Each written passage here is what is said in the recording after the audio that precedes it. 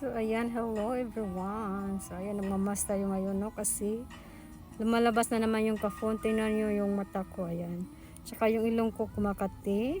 So, nagmamas tayo for better protection. So, maganda itong mask na to kasi 3D na po siya.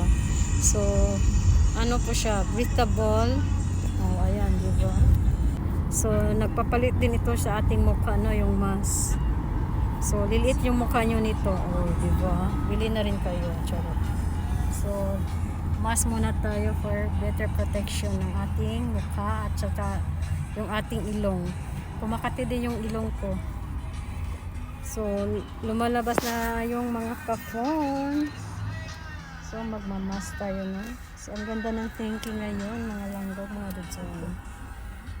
Medyo mainit na malamig. O, diba?